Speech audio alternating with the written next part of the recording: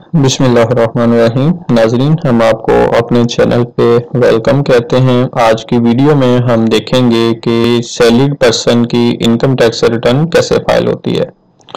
Salaried person को अपनी income tax return file करने के लिए जिन डॉक्यूमेंट्स की ज़रूरत होती है उनमें सबसे पहले सैलरी सर्टिफिकेट है जो एम्प्लॉयर की तरफ से उसे मिलता है। Then withholding tax certificates हैं, बैंक पे, मोबाइल पे, इंटरनेट पे, व्हीकल्स पे, लैंड सेल परचेज पे अगर टैक्स कटा हुआ है तो उसकी डिटेल आ जाएगी। बैंक स्टेटमेंट है, एसेट्स हैं और एक्सपेंसेस की डिटेल है। जब आपके पास ये तमाम इंफॉर्मेशन अवेलेबल होगी तो आपने आईआरएस पे मूव करना है। आईआरएस पे मूव करने के बाद आप अपना यूजर आईडी और पासवर्ड एंटर करने के बाद लॉगिन कर लेंगे। जब आप लॉगिन कर लेंगे तो आपके पास ये विंडो जो है वो ओपन हो जाएगी।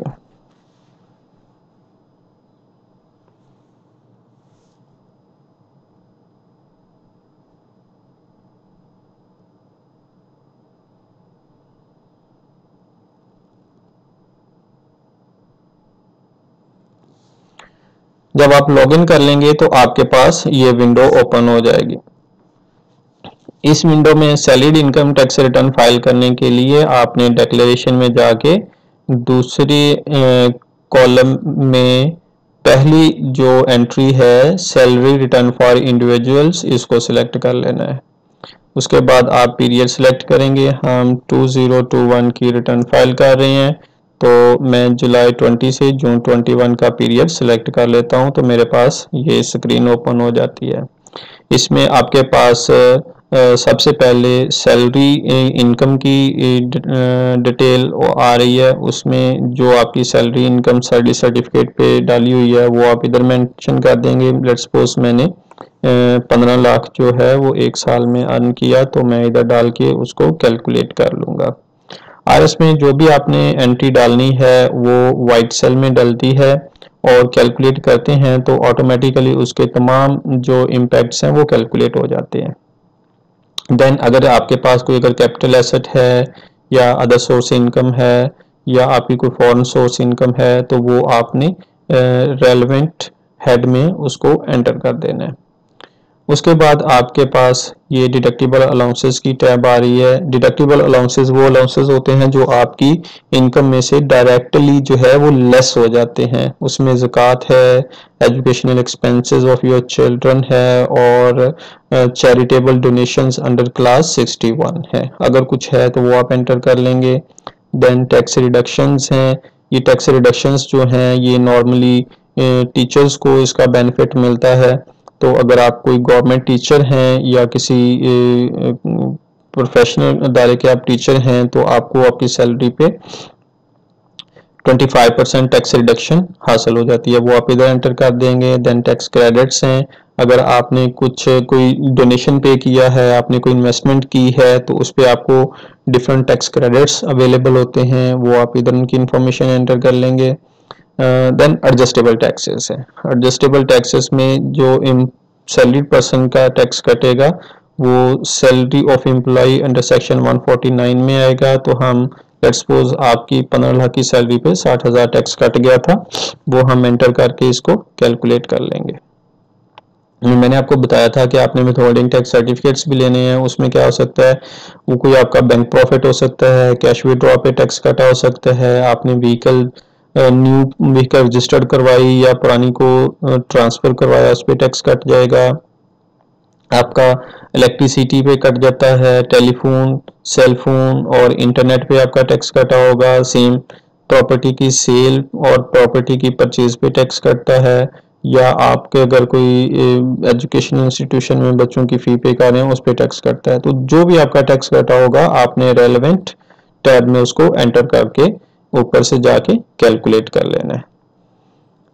इसके बाद हम कंप्यूटेशन में आ जाएंगे। कंप्यूटेशन एक्चुअली समरी होती है आपकी इनकम टैक्स रिटर्न की। इसमें आपने सैलरी डाली थी 15 लाख, वो उसने टोटल सैलरी कैलकुलेट कर ली। उस 15 लाख पे जो टोटल टैक्स चार्जेबल बनता था वो 60,000 था और एम्प्लॉयर ने आपका 60,000 जो है वो एट सोर्स विद हेल्ड करके आपको पे कर दिया था। तो आपका रिटर्न के साथ कुछ भी पेएबल नहीं आ रहा होगा।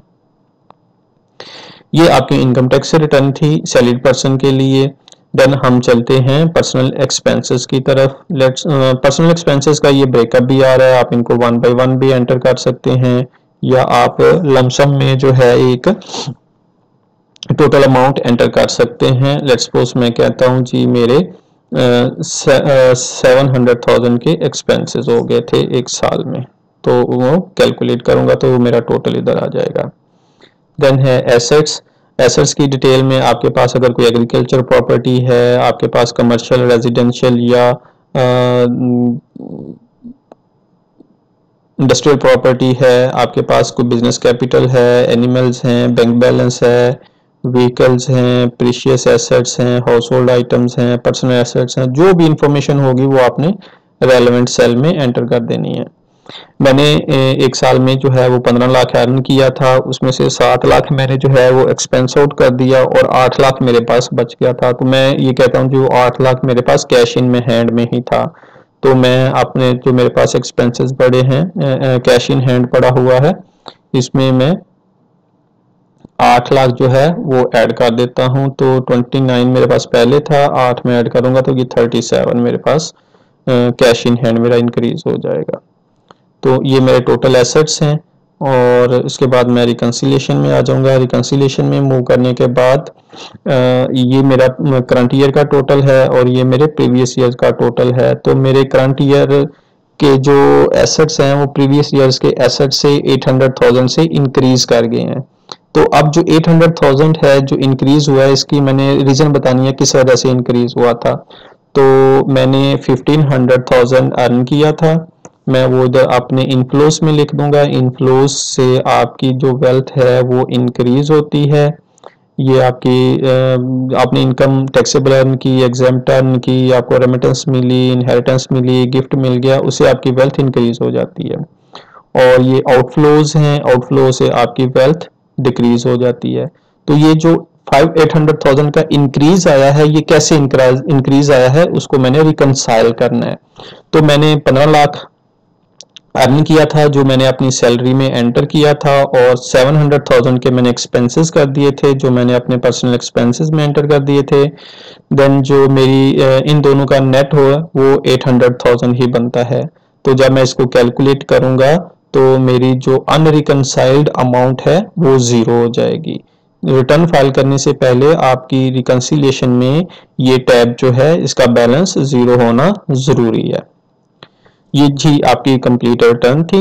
इसके बाद आप एट्रीब्यूट में आ सकते हैं। एट्रीब्यूट में अपना रेजिडेंशियल स्टेटस जो है उसको रेजिडेंट सेलेक्ट कर लेते हैं, और वेरिफिकेशन में जाके हमने अपना पिन एंटर करना है।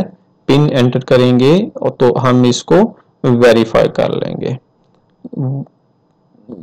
Code verified successfully. इसके बाद आप इसको सबमिट कर देंगे तो आपकी इनकम टैक्स से रिटर्न सैलरीड पर्सन की कंप्लीट हो जाएगी। उम्मीद करते हैं आपको हमारी वीडियो पसंद आई होगी। जज़ाकल्लाह, बहुत शुक्रिया।